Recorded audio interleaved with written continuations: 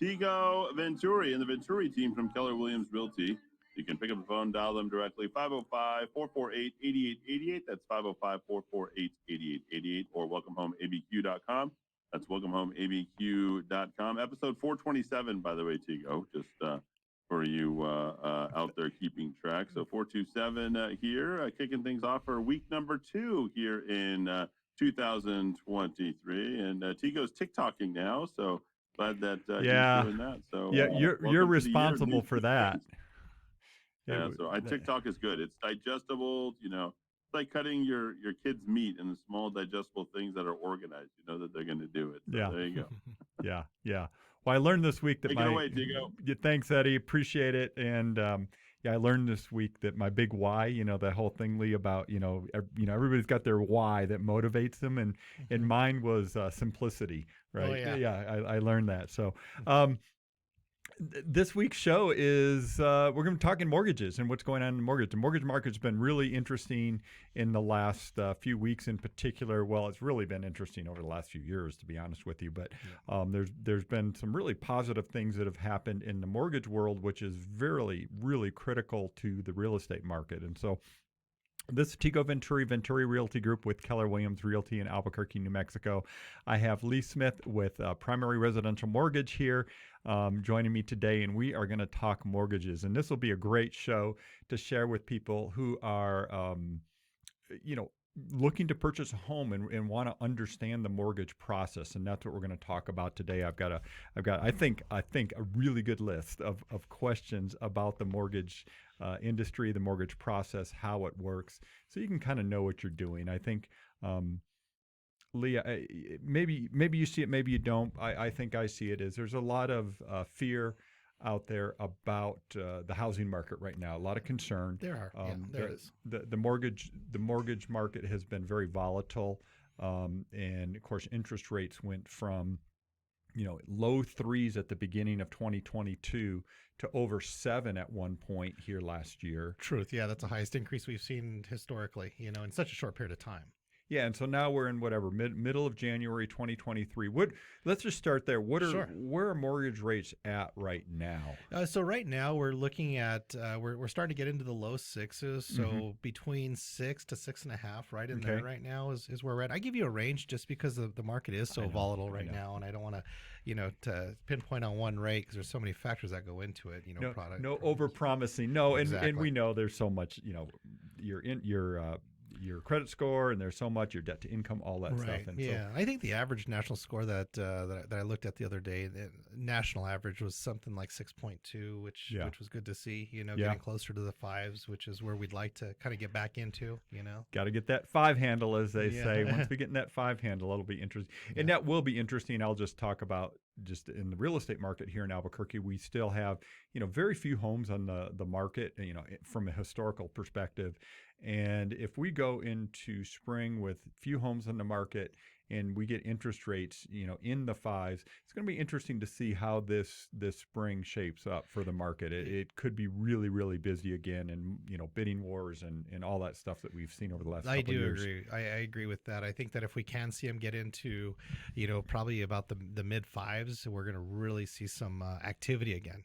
As demand really did pull away in 2022 with the rising rate environment. But as I feel like we've seen the worst of it. I do feel like that.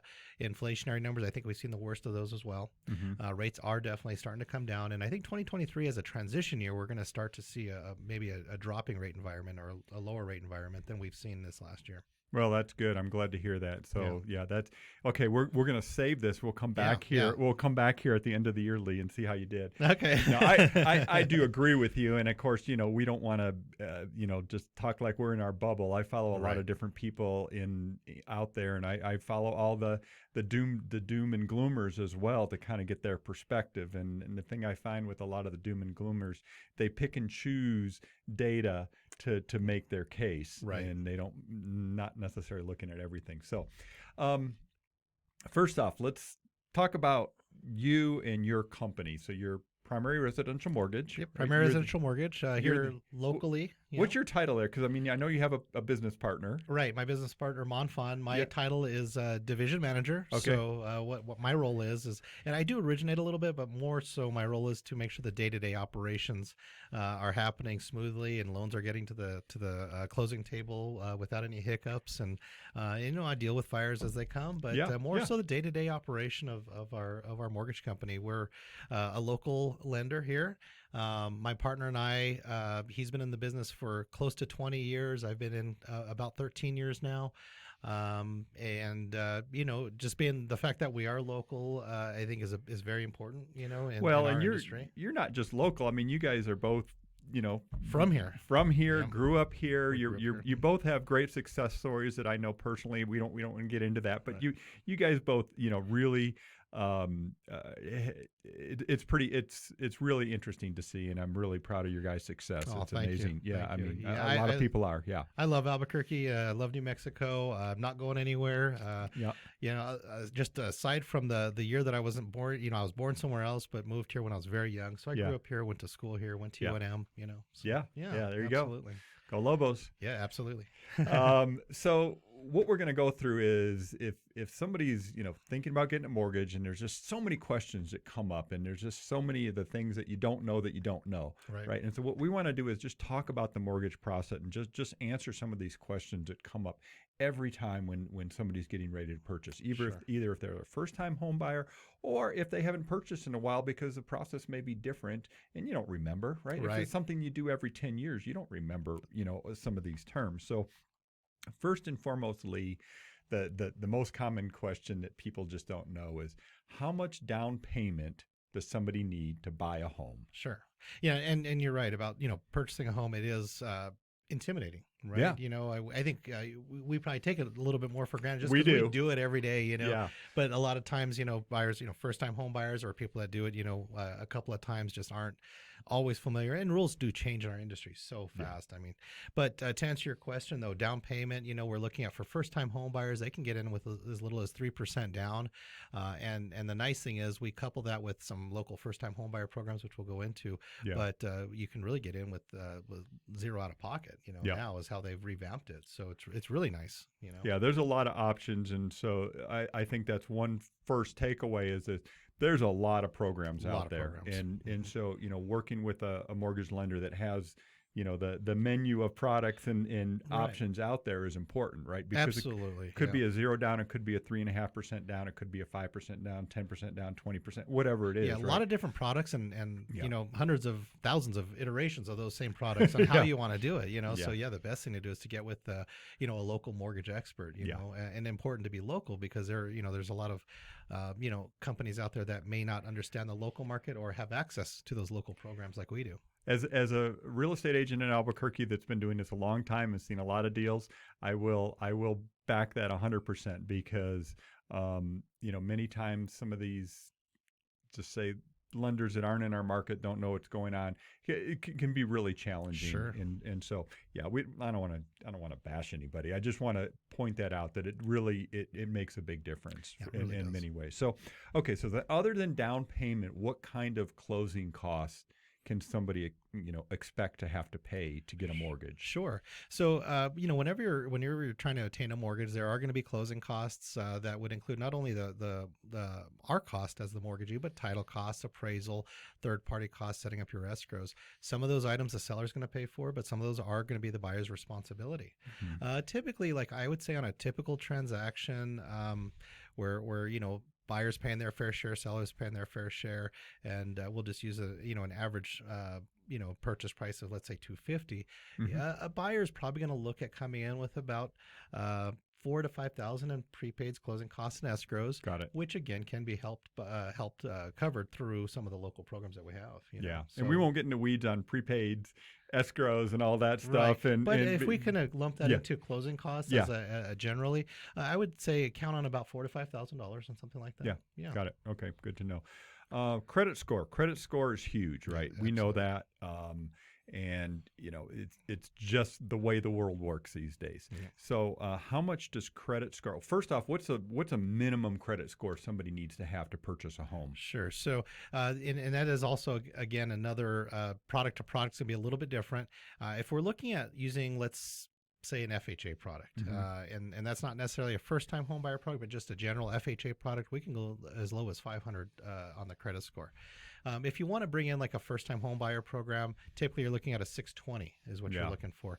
Conventional 620 is the minimum, but in order to go that route, you probably want to be closer to 700. So it really depends, and there's a lot of different options on that. But I would say that as low as 500, we can start talking, which is pretty low. That's pretty low. That is, that is. But getting that credit score up is going to make a difference on the cost of your loan. Absolutely, correct? On the cost, on the interest rate, on the programs that we can offer you. The higher the score, the more options you're going to have.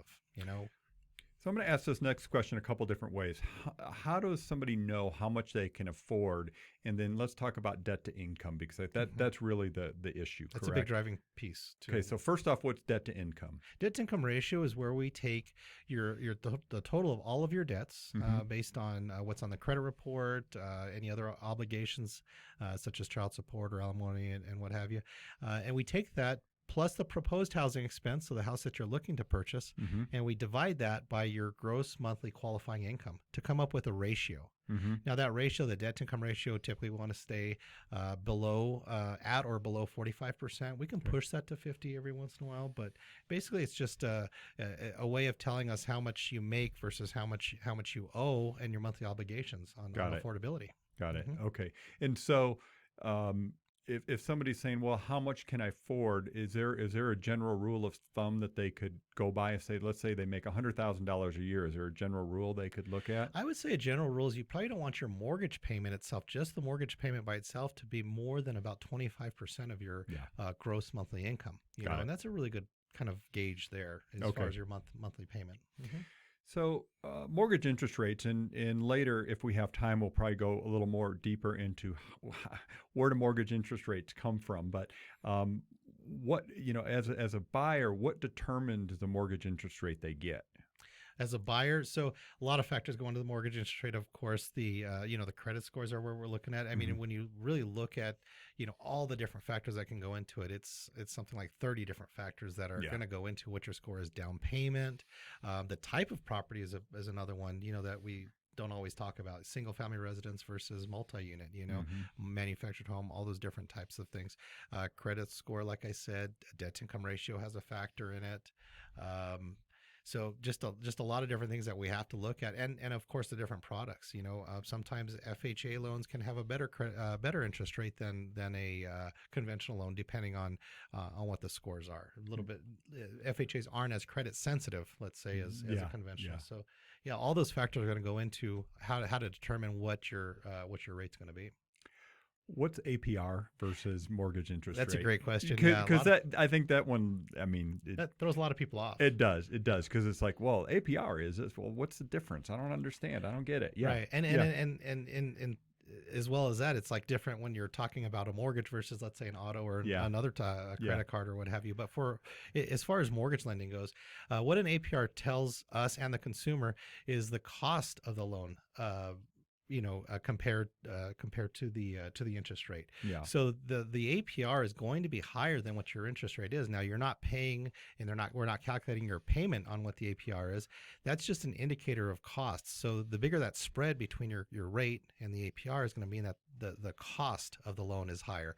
The reason that's given is just so you can compare lenders across the board. So you can say, like, okay, this lender is giving you a 6.25 rate and their APR is 6.4, and then you have another lender down the street that says their rate is 6.25, but their APR is 6.7. Well, that other lenders, they have higher costs, and it's a way that you can capture costs without lenders hiding that from you.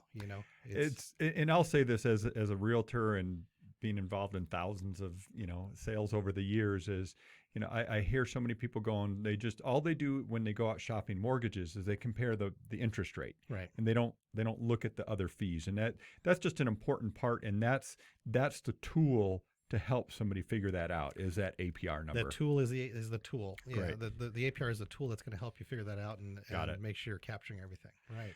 So my next question is somebody's applying for a mortgage. And if you haven't applied for a mortgage since 2009, it's really different from what it was back in, let's say 2005, right? Right. So what type of, and if you're new, if you're a first time home buyer, you've never bought a home before, then it's, the expectation can be a little bit different. But if you're buying a home, what type of documentation, what type of information are you going to be expected to provide? Sure. So initially, you want to fill out an application, Yep. and that's going to be your basic information: your name, your date of birth, your job history, income, assets, and some declarations. Yes or no questions on like bankruptcy, foreclosure, and those kind of events.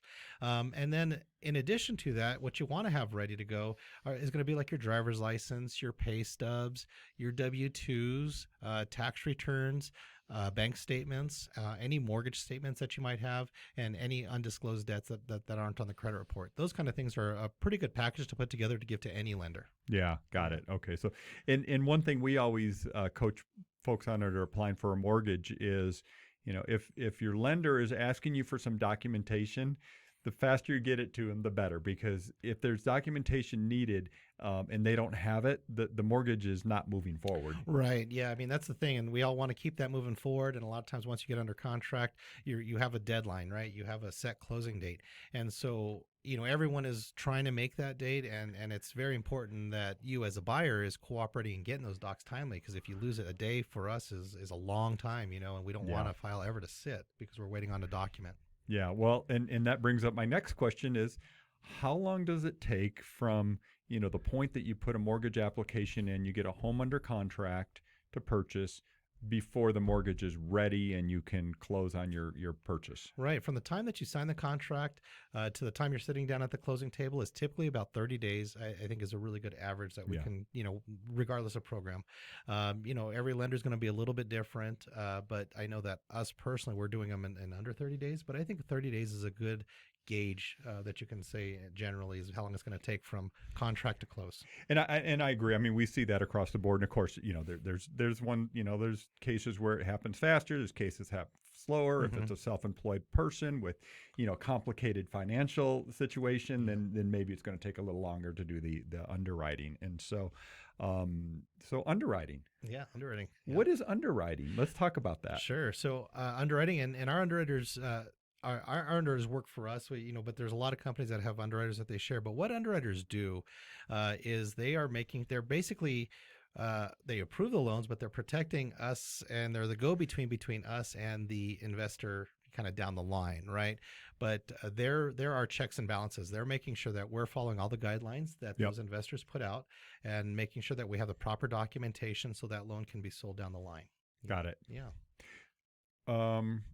One of the things, if you're, shopping for homes, is you're going to want to get pre-approved or pre-qualified. And we'll talk about the difference between those two. But just explain what that process is for somebody. Sure. A pre-qualification is important, and you really need that to even be able to get an offer in a lot of times these days, right? And a pre-qualification is a look from a lender, preliminary look from the lender, where you are filling out an application, and most lenders will pull your credit, and some lenders will also ask you for some additional documentation to review to make sure that pre-qual that they're giving you says that yes, this looks good, and we feel that we can get you a loan approved. Very important to have that for Tego, and when he's going out there showing homes, putting offers in, that they know that they can get a loan if they're going to put this offer in. So you're not wasting anyone's time. There's really no seller that's going to accept a purchase application, or excuse me, a purchase agreement or a purchase offer on a home. Sorry, I got off track there. I was thinking about mortgages and applications. That's purchase offers. Without knowing that the buyer is qualified to purchase a home. Right. Yeah. Right. And that's what a pre-qualification really does. It's a preliminary look without an underwriter getting to see it yet. But, a good loan officer taking a look at that, taking a look at the credit report, the documentation, doing their calculations and saying, yes, this individual qualifies. And the other piece of the pre-qualification is also making sure that the borrower understands What does this payment look like? What is Yep. this loan program?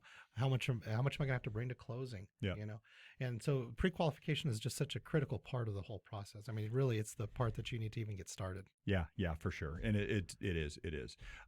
Let's see. I wanted to go back to, I had a question here. Where did it go?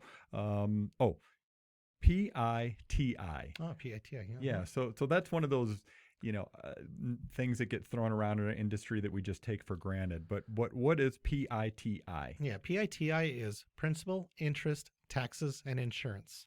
So that's your total monthly payment, right? So it's not just, what you're paying on interest and principal on your mortgage. It's also taxes and insurance. Which is part of that obligation, right? Yeah. And kind of funny that you'll find that when you're out there buying, you'll hear all these acronyms. That's what we use. We use acronyms all day. Of course we do. Yes. But P.I.T.I. is an important one, and a lot of times they add A to that, P.I.T.I.A, which includes your homeowners association dues as well, if those are involved. But P.I.T.I. is principal, interest, taxes, and insurance, property taxes and insurance. And speaking of insurance, sometimes we'll have mortgage insurance, and that's explain what that is. Sure. Mortgage insurance unfortunately the borrower doesn't benefit from mortgage insurance, but what it is, it's ensuring that borrower does not default on the loan, and the insurance is for the investor down the line, but the borrower is paying that. Now, not all programs require mortgage insurance. I'll start with FHA, which always requires mortgage insurance. And then in between that, you have a conventional loan, which depending on how much you put down may or may not require mortgage insurance. If you put 20% down, you're not required to pay mortgage insurance on a conventional loan. Less than that, you would. VA loans don't have mortgage insurance, which is really nice. Really awesome program. VA programs are the best programs out there. For sure. Top of the program. Yeah. So, and so there is no mortgage insurance on those, but that's essentially what mortgage insurance is. Got it. Yep. So I think you're going to see it mostly when you have a low down payment type program, something under 20% in most cases. The best way to think about it's associated with risk, right? Yep. So if you're putting less down, it's a little higher risk, and so they tack on some mortgage insurance to help ensure that you're not going to default on that, or if you do, that there is someone that's being paid on the back end. And it's interesting because sometimes you'll get somebody that they can afford the 20% down, they've got the money, but they might be want to take that money, use it elsewhere, and so they might pay the mortgage insurance to have to have less money out of pocket, right? Right, and sometimes you do that. It may make sense financially to say, okay, I don't want to put 20% down, but I want to put 10% down, and I'm happy to pay a little bit of mortgage insurance, whether it's month to month or just one time up front. We have those different options. Yeah, but that makes sense a lot of times to hold on to some of that liquid, because if your credit score is really high, then mortgage insurance isn't really that expensive. Got it. One question that comes up is, once you get a mortgage, can I pay it off early? Am I going to get penalized if I, get inheritance next year and I just want to pay off my mortgage? Right. What's the answer on that? Yeah, the answer is there is no prepayment penalty on mortgages, and by state law, there is no prepayment penalties here in New Mexico. So I mean, if you can pay it off early, then that's great. Why not? Yeah, so and there's no penalty for doing that. On commercial loans and other type of loans, there may be. There are. There may be. They follow a different set of rules there. Yeah, but on residential mortgage, no prepayment penalty. That is a state statute here in New Mexico. Right. Yeah. So when I say that it's a state statute, that only applies to residential mortgage. To residential. So no prepayment penalty. So you can do that. What is a mortgage interest rate lock? And by the way, I should just, we've been going here now for 25 minutes, Lee. I just wanted to say this is Tego Venturi Group of Keller Williams Realty here in Albuquerque, New Mexico, with our show number 427 on Albuquerque Real Estate Talk. You can reach us at 448-8888. And Lee Smith with Primary Residential Mortgage here in Albuquerque. And Lee, just your contact information. Yeah, my contact information, again, Lee Smith at Primary Residential Mortgage. My contact number is 505-507-4751. You can reach us anytime. Always happy to help, answer questions, get you pre-qualified, and take you down that mortgage process. And your MLS my license MLS number is 492-537. Great. Thanks. Okay. So let's see, where were we? I was on interest rate lock. Interest rate lock. Yeah. Interest rate. So what? Again, it's one of those things that you never hear or think about until you're in the process. So what is a mortgage interest rate lock? Right. So lock is very important, especially when you're in a volatile market. What a lock does is it protects your pricing at the beginning of the transaction. Okay, your pricing, I mean interest rate. It protects your interest rate at the beginning, so you're not having to basically deal with the ups and downs of what's happening with the market as you go through that 30-day process.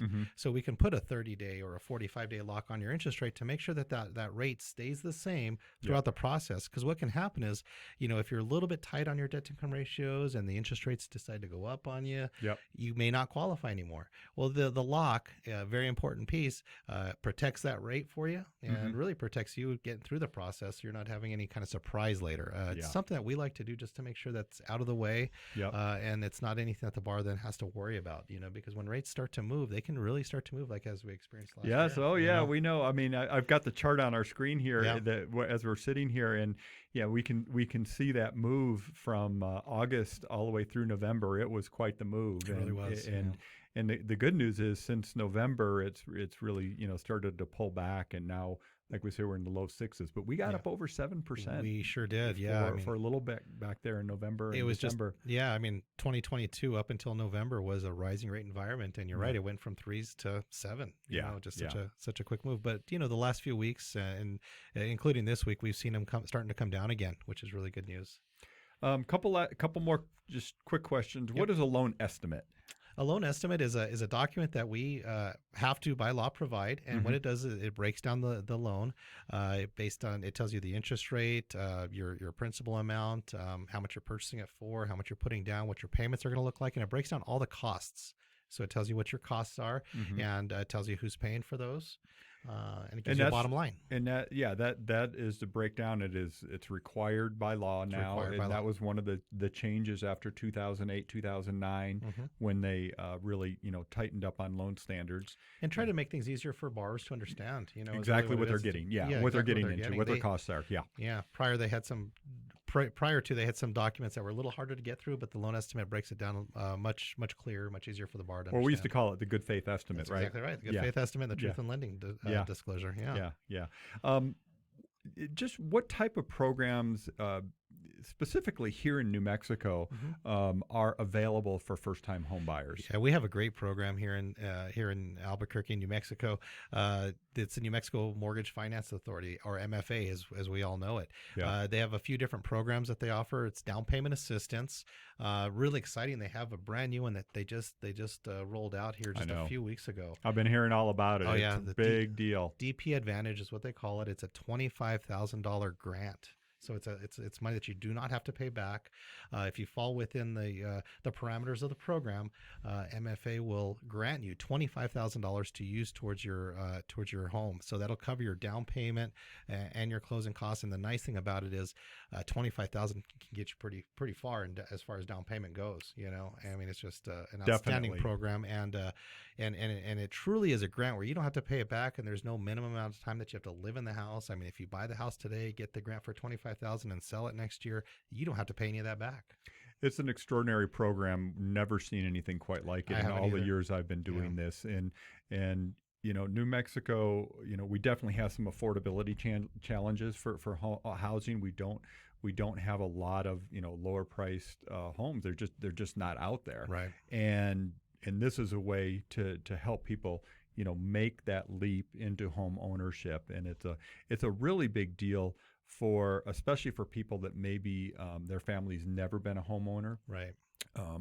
Because that generational wealth thing is so critical. Or home ownership is such a critical piece of that generational wealth. Really I'm going to get wonky on this, but that is a big deal.